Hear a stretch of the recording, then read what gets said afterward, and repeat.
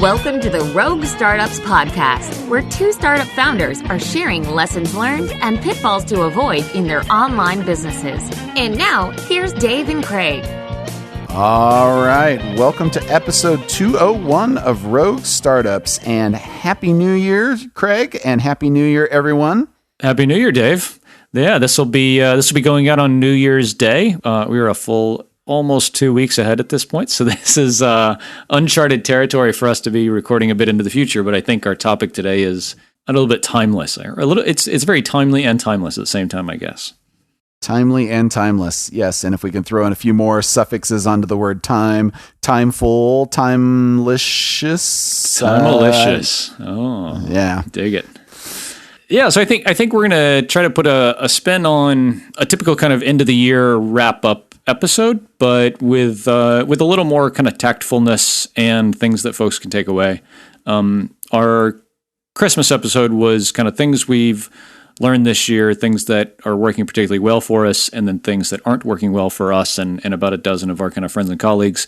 But I think specifically, Dave, like we'll probably do a deeper dive on kind of how our years went and some things that we learned and that we're doing differently going in, or thinking about differently going into 2020 as a result. Yep. So let's just jump right in. What was your year like? Obviously we've been talking about this for 52 weeks at this point, so that was sort of a dumb question. But no, okay, so now you've had some time to sort of look back and say, what the fuck was working, what the fuck wasn't, what would you do differently at this point? Because when you're in the thick of things, the day-to-day, the week-to-week, you don't really think about the strategic so much because you're always buried in the tactical. Yeah. And now, this time of the year kind of gives us that chance to look back and say, all right, well, get out of the tactical and look at the strategic and what should I be focusing on next year? Yeah, the thing that really jarred me from my interview with Asia Matos was, when she sees people really, 10x or 2x their business, it comes from something that is not a kind of in the weeds tactical move. It's like a big integration or partnership or the shift in the business model or something. And when she told me that, I was like a little bit feeling like, I am such a schmuck for thinking about like, how can we squeak out 10 more trials a month from AdWords or something, instead of thinking like really big, like, so for an example for us is like, what do we need to do to charge $200 a month? Like, that's the kind of question I need to be asking myself. And like to where people would be lining up to get that, right? And I'm talking about for Castos. And so that's the kind of thing that now I'm sitting here asking myself, like, okay, how do we go from, our lowest plan is $19 a month? How do we take our lowest plan and have it be $200 a month, or a plan that's $200 or $500 a month, and try to go kind of up market?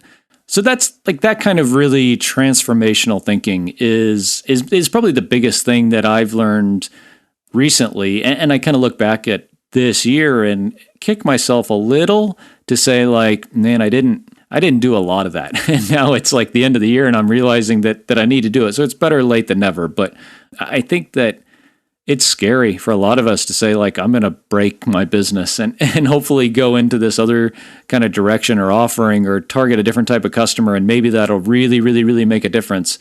That's cool, but that's scary. And so I'm excited about doing that into the new year. And we'll be talking about it here on the show and how it goes. But at the same time, it's just scary, and it brings a lot of unknowns with it, and that's,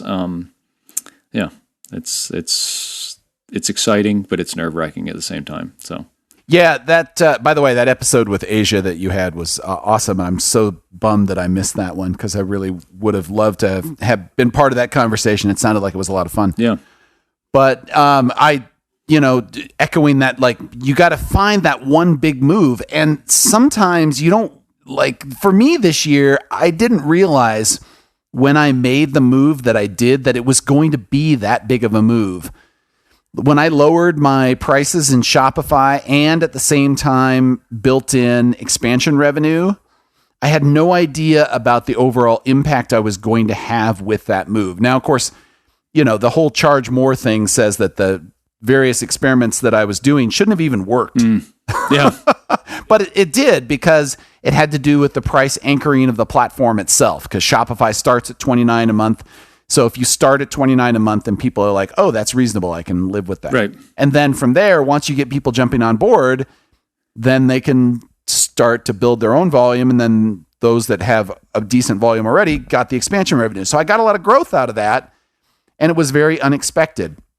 And of course, because it was an integration and I had, I always hate talking about luck, but I think it's an under-acknowledged thing about all of our businesses, that timing and luck play as much of a role as hard work and making sure that you're solving the right problem.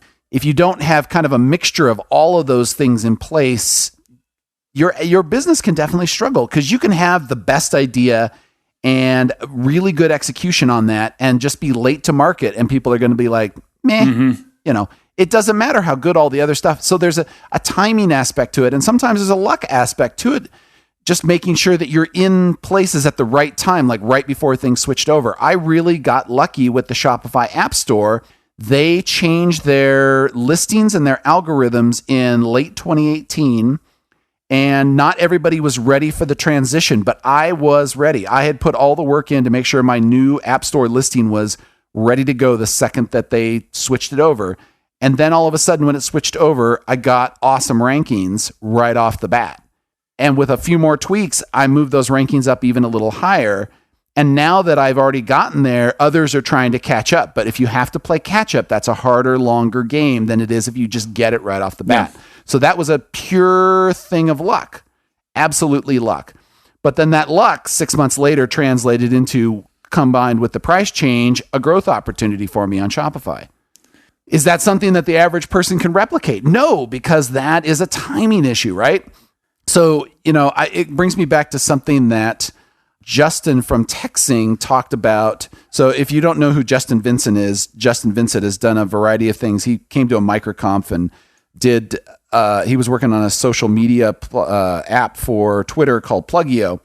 And he's worked on a variety of other things, and he does Nugget right now, among some other consulting things. But anyway, he talked about on the TechSing podcast a long time ago the concept of luck surface area.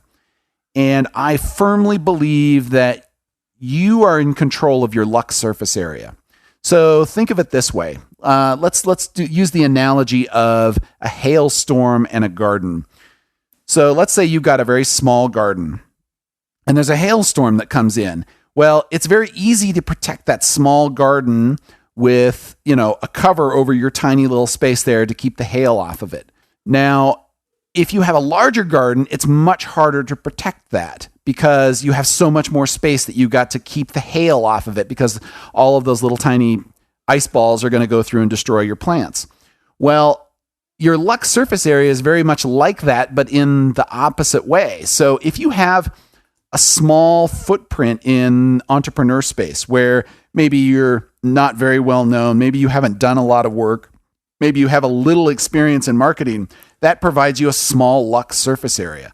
But if you are putting yourself out there, you're making more networks, you're trying to attend conferences, and you're doing more work and you're doing it in public, it increases your surface area so that more people are aware of it. And then suddenly, when there's an opportunity, because you've increased that awareness, because you have that larger surface area, someone is going to say, oh, do you know about so-and-so over here?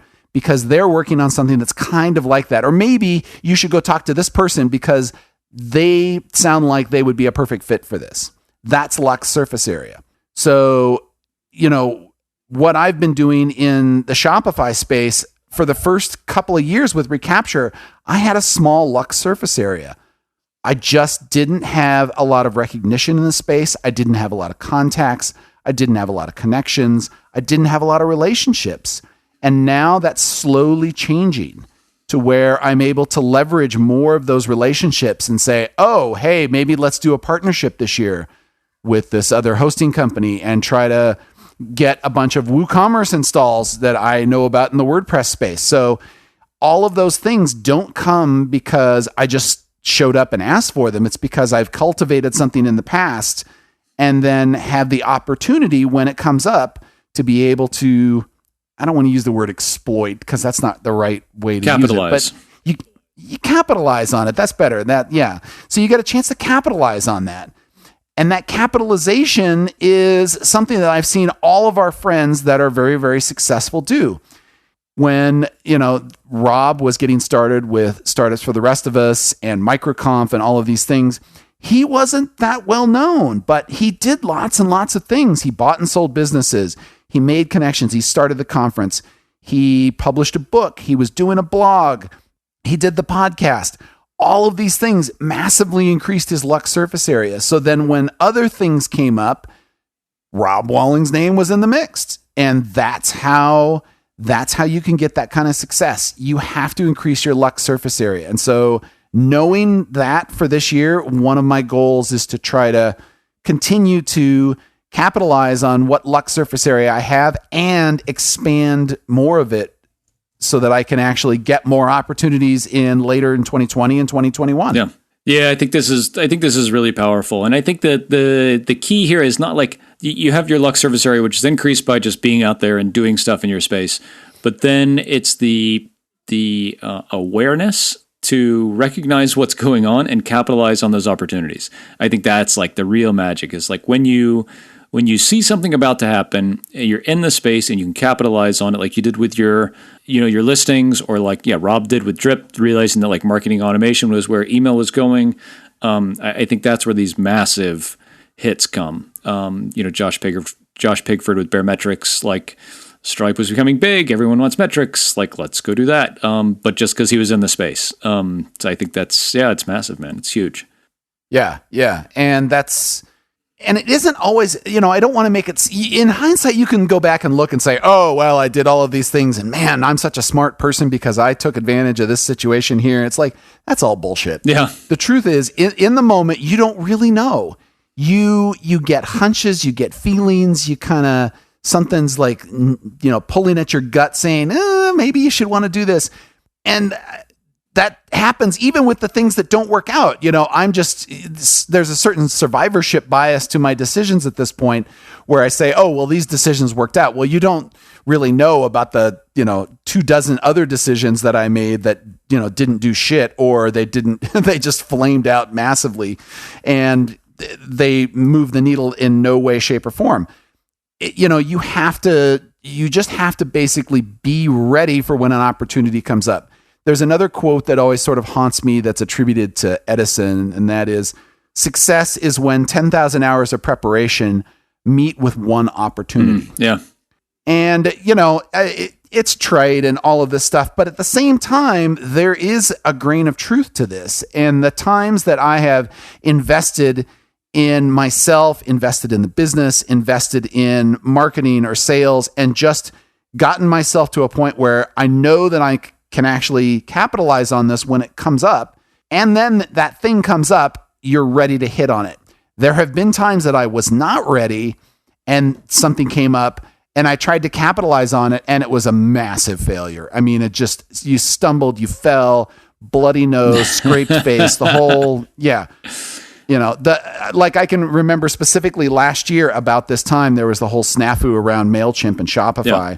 And I was looking at that going, I have an opportunity. But the truth was, I didn't really have that good of an opportunity. And I also wasn't really prepared to take advantage of it because I hadn't been positioning Recapture as the MailChimp alternative. So then I clumsily went out there and tried to do exactly that. I tried to position it as the MailChimp alternative. I tried to explain why Recapture was better than MailChimp. I tried to run paid ads that went out there and pushed this stuff. I got a handful of installs, but it did not move the needle. It was not the right opportunity, and I was not prepared for it. So, it's very much one of those things like you've heard other stories where, you have two really strong competitors, and then all of a sudden one of those competitors just massively fucks up. And the other competitor just gets tons and tons of customers jumping ship because the second competitor screwed something up that's just fundamental to the whole business model and really pissed people off. That didn't really happen with MailChimp in this case. I tried to make it like that was the case, and I wasn't even on par with MailChimp on a lot of things there. So it was just a bad fit, and me trying to put a square peg in a round hole. Yeah. And, stuff like that, you have to be smart enough to recognize you're not ready to do that yet.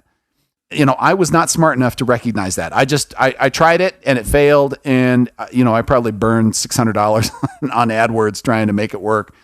And it was a massive, massive faceplant.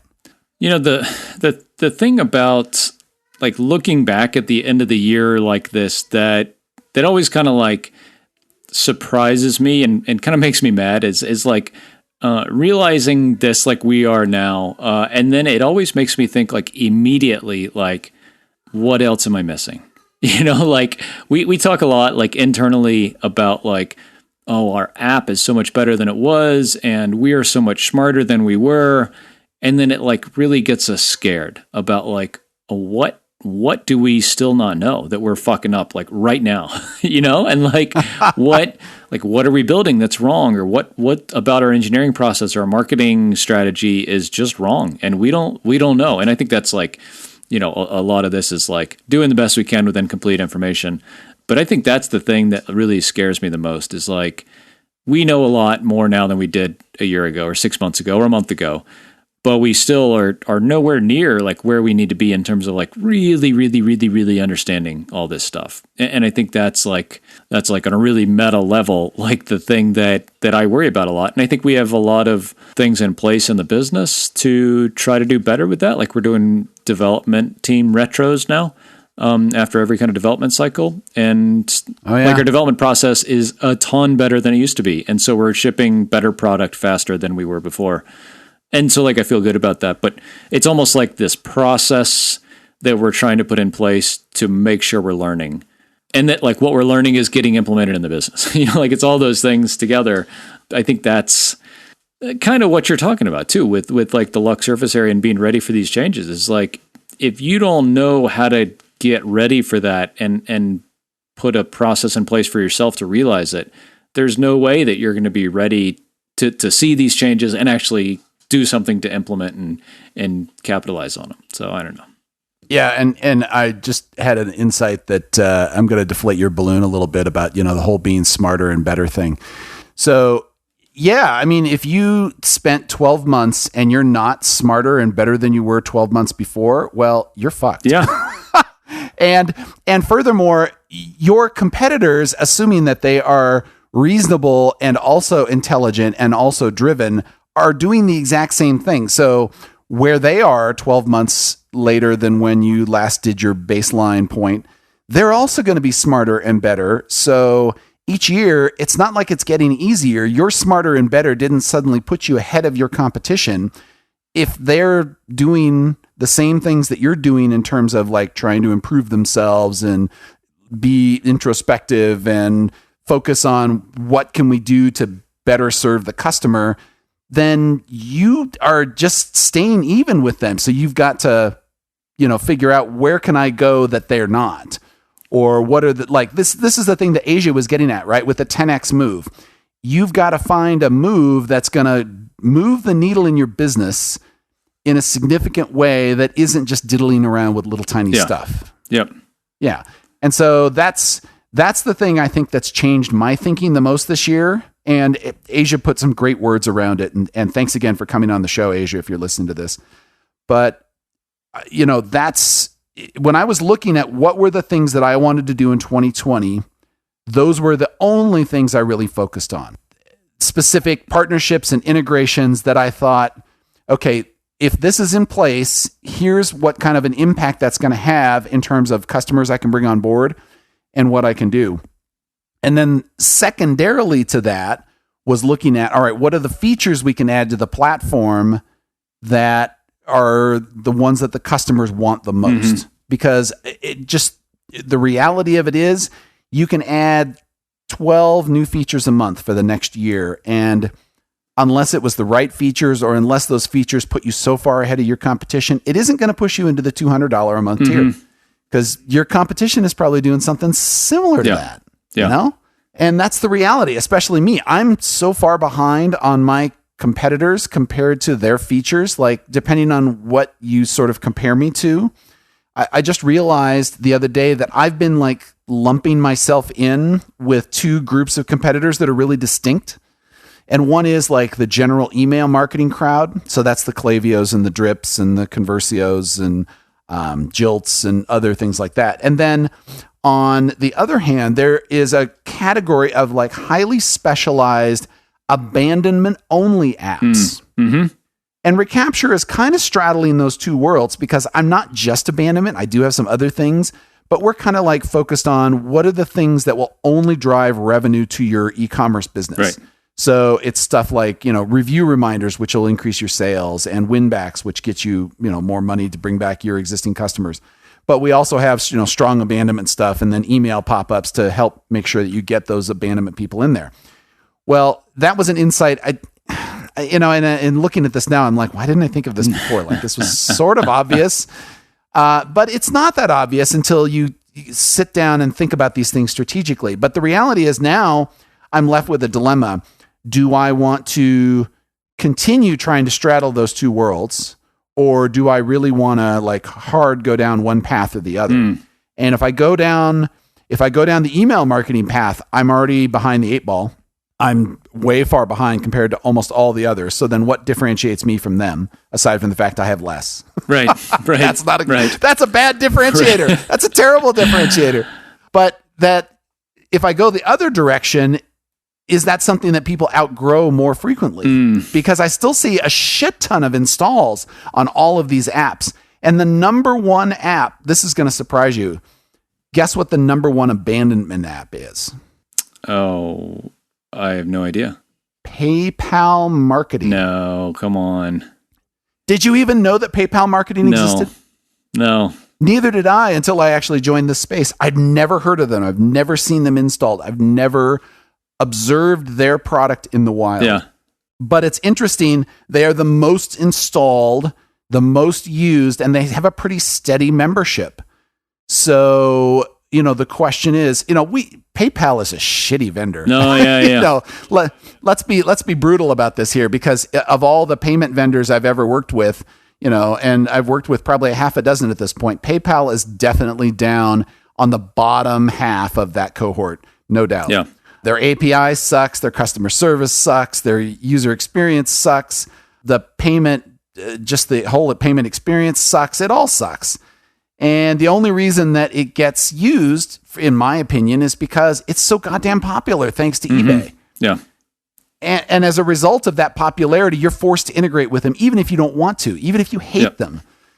And, you have to suck it up. So the PayPal marketing solution, is there an opportunity there? So that's one of the things that I'm thinking about right now is what strategic opportunity can I get out of trying to position? Oh, and by the way, the whole notion of this positioning, the reason I started thinking about this is because I finally read Obviously Awesome by April Dudford. Yeah, great book. And we should probably have April on the podcast at some point because she's got some really fantastic stuff. It was suggested by a lot of people after our last episode. Yes. And I think that's a no-brainer. And she also is a new mentor at TinySeed. So I joked on Twitter that she's probably the most popular mentor this coming month here. Yeah. But, that just going through her book and thinking about the questions that she poses there about how to position your product was what made me realize I didn't understand my own positioning that well, and therefore what category I fit in and what people think I fit in. So that was what spurred that thought process. But, plug for April's book. If you haven't read Obviously Awesome, then you obviously need to do that, because that's the most obviously awesome thing you can do for your business right now is to understand your own positioning. Yeah. And you may think that you understand positioning. I thought I got positioning. I didn't really get positioning. And this, even if you get positioning, this is still going to give you a great set of tools and questions that you can rethink your positioning on. Because just like your pricing, you can't just set it and forget it. You have to revisit it every now and then and see, am I still in this space? Are these still my competitors? Is this still what I'm doing for my customers? Is this why people buy from me? Yeah. Those are great things to think about. Yeah, I mean, the book is very nuanced. I agree. I read it a couple of months ago, and it is the kind of thing where you need to sit down and go through the process that she talks about, because it's not just how do you compare to the other people in your space, but from the ground up, like kind of who are you and what are you about, and What do you want people to think of you about? There's so much more. I can't do it justice in this kind of episode, but yeah, we'll definitely have her on in the new year to talk about her book and the exercises there. Dave, I think to round out, I think that something we all have known for a long time and really appreciate and value, but maybe take for granted or don't know when it's that good is the community that we're all a part of, and how valuable other people helping you is. And so the most obvious freaking thing ever, but it's gotten kicked up a notch for me this year with the TinySeed group. You mentioned April is part of the TinySeed mentor program. I mean, we have access to anybody you really want to talk to, any subject matter in SaaS or marketing or running a business. There's somebody there that you can call within a week, and to have access to that caliber of people and that range of expertise whenever you need it is massive. And this is not an advertisement for TinySeed. I mean, it's been a tremendous experience for me as a business owner, as an entrepreneur. But if you can get that somewhere else, then get it. And if you have to pay for it, that's cool.